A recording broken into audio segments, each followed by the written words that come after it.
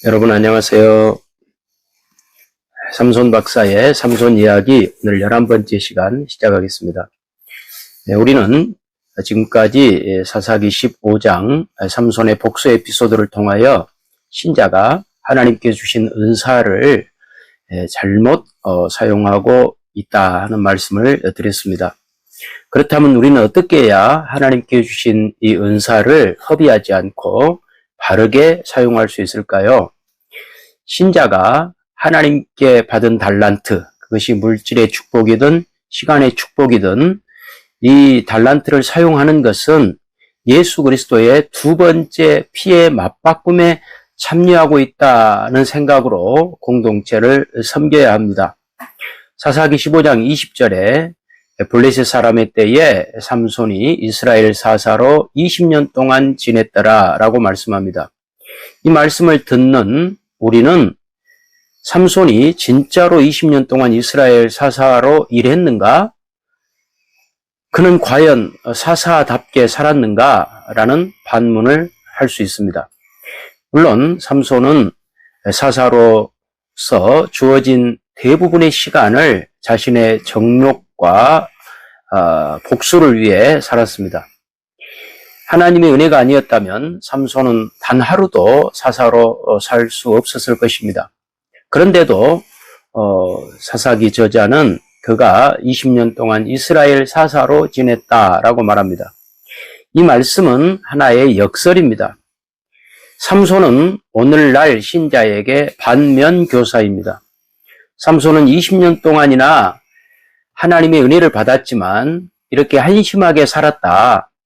너희는 삼손처럼 살지 말고 복된 인생을 살아야 하지 않겠느냐라는 도전입니다. 하나님께서는 신자가 삼손처럼 하나님의 사람답게 살지 않고 못난 짓을 할 때에도 심판을 유보하십니다. 그 이유는 우리가 아무리 한심하고 못났어도 예수 그리스도의 핏값을 담보로 구원받은 하나님의 자녀이기 때문입니다. 그래서 성경은 우리에게 은혜를 헛되이 받지 말라고 말씀합니다. 고린도후서 6장 1절에 우리가 하나님과 함께 일하는 자로서 너희를 권하노니 하나님의 은혜를 헛되이 받지 말라라고 말씀합니다. 우리는 하나님께 받은 은혜를 허비하지 않아야 됩니다. 에베소서 5장 18절에 술 취하지 말라. 이는 방탕한 것이니 성령으로 충만함을 받으라 라고 말씀합니다. 술 취함이 방탕함이라는 것입니다. 왜 그럴까요? 술에 취하면 분별력이 사라져서 자기가 가야 할 길, 해야 할 일을 놓치고 헛된 일을 하는 것입니다. 보통 사람들은 술 취하면 용기가 생긴다라고 말하지만 사실 그것은 용기가 생기는 것이 아니라 분별력을 잃고 객기를 부리는 것입니다. 하나님께서 우리에게 주신 달란트, 물질의 축복, 시간의 축복을 허비하지 말고 하나님의 뜻에 순종하여 이웃과 공동체를 위하여 사용해야 합니다. 여러분의 섬김, 봉사 이런 것은 일반적이고 상식적인 선행의 정도가 아닙니다. 하나님께서 여러분에게 주신 시간의 축복, 물질의 축복, 건강의 축복, 재능의 축복 등은 그것이 무엇이든지 예수 그리스도의 핏값을 지불하고 주신 달란트입니다. 그러므로 여러분이 공동체를 위해서 달란트를 사용하는 것은 예수 그리스도의 두 번째 피의 맞바꿈에 참여하는 영광을 누리는 것입니다. 베드로 전서 2장 9절에 그러나 너희는 택하신 족속이요 왕 같은 제사장이요 거룩한 나라요 그의 소유된 백성이니 이는 너희를 어두운 데서 불러내어 그의 기이한 빛에 들어가게 하신 이의 아름다운 덕을 선포하게 하려 하심이라 라고 말씀하셨습니다. 우리와 함께 신앙생활하는 신자는 경쟁의 대상이 결코 아닙니다.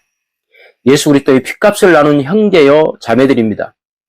머리 대신 예수 그리스도의 몸으로 부름받은 우리 몸의 각 지체들입니다. 그러므로 형제를 위한 것이 곧 나를 위한 것입니다. 우리 교회 공동체 안에서 형제 자매를 위해서 기도할 때 특히 우리는 주님, 저들을 경쟁자로 보지 말고 예수 그리스도의 피를 나눈 형제로 보게 하옵소서라고 기도해야 합니다. 또 우리의 이웃들은 어떻습니까? 우리의 이웃 역시 경쟁자들이 아니라 복음으로 섬겨야 할 대상들입니다. 그들이 예수님을 믿지 않고 있다면 우리의 섬김과 희생을 통하여 그들이 주님을 만날 수 있도록 해야 합니다. 그런데 우리가 살다 보면 미운 사람이 생기기 마련입니다. 삼손처럼 이런 복수는 아니어도 우리는 그 미워하는 마음을 우리가 해결하지 못할 때가 많이 있습니다. 다 용서해도 내가 그 사람만큼은 용서할 수 없다라는 생각이 들기도 합니다. 그럴 때 하나님 앞에 기도해야 됩니다. 복수를 사랑으로 바꾸지는 못해도 나중으로 미루게 해달라고 기도해야 됩니다. 나중으로 미룰 수 있는 은혜를 달라고 기도해야 됩니다. 우리 힘으로는 복수는 물론이고 남을 미워하는 것조차도 극복할 수 없습니다. 그러니 기도해야 됩니다. 성령님이 도와주시면 우리는 복수를, 미움을 극복할 수 있습니다. 그래서 복수는 미뤄서 주님 오실 때까지 미루시면 됩니다. 그래서 어느 교회에서 성경 공부를 하는데 90살 되신 어르신이 이 성경 공부에 참여했습니다. 그래서 이 강사 목사님께서 이제 그 성경 공부에 참여한 참여자들에게 여러분 미워하는 사람이 한 사람도 없습니까? 이렇게 질문을 했어요. 이 말의 의도는 여러분 최소한 미워하는 사람이 한두 명은 있죠. 그걸 우리가 극복해야 됩니다. 이런 뜻으로 질문을 했어요. 그런데 90살 된 어르신이 자기는 미워한 사람이 한 명도 없다라고 간증을 했다는 것입니다. 모두가 놀라서 어떻게 그것이 가능하냐라고 물어봤습니다. 그랬더니 이 90살 되신 어르신이 하시는 말씀이 미워하는 사람이 내가 90이 되니까 다 먼저 죽고 없더라. 이렇게 말했습니다.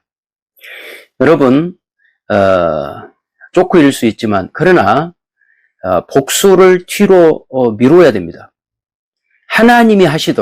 하나님께서 하시도록 우리는 뒤로 미뤄야 됩니다.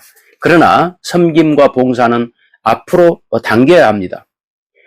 왜냐하면 그것은 너무나 영광스러운 일이기 때문에 그렇습니다. 그래서 로마서 16장 19절에 너희의 순종함이 모든 사람에게 들리는지라 그러므로 내가 너희로 말미암아 기뻐하노니 너희가 선한 데 지혜롭고 악한 데 미련하기를 원하노라 라고 말씀합니다. 선한 데는 지혜롭고 악한 데는 미련해야 됩니다. 섬김과 봉사는 당겨야 되고 복수와 미움은 뒤로 미뤄야 됩니다. 지금 하늘에서 금덩이가 떨어지고 있는데 좀 더 기다렸다 받을게요 라고 말하는 것은 어리석은 것입니다. 계속 뒤로 미루다 보면 결국 그 보석을 못 받고 인생을 끝낼 수도 있습니다. 하나님께서 여러분에게 말씀으로 감화 감동하셔서 무엇인가 깨닫게 하시면 즉시 실천하십시오. 결심 단계에서 끝내지 마시고 실행으로 옮기십시오. 여러분의 섬김과 희생은 절대로 없어지지 않을 예수 그리스도의 핏값과 같은 보석입니다. 저는 오늘까지 삼손 박사의 삼손 이야기 중에서 사사기 15장 삼손의 복수 에피소드를 함께 나누었습니다. 우리 신자의 승리는 오직 하나님 안에만 있습니다. 하나님 안에서 자신의 모든 가능성, 자신의 능력 이런 것들을 부인하고 늘 십자가의 은혜를 붙들어야 합니다. 예수 그리스도의 십자가의 사랑으로 교회 공동체를 섬기고 이웃을 사랑하는 것이 진정한 신앙의 승리입니다. 여러분 오늘 삼손 박사의 삼손 이야기 11번째 시간 함께해 주셔서 대단히 감사합니다. 다음 시간에는 사사기 16장 삼손이 결박되는 에피소드를 함께 나누도록 하겠습니다. 여러분 감사합니다. 다음 시간에 뵙겠습니다.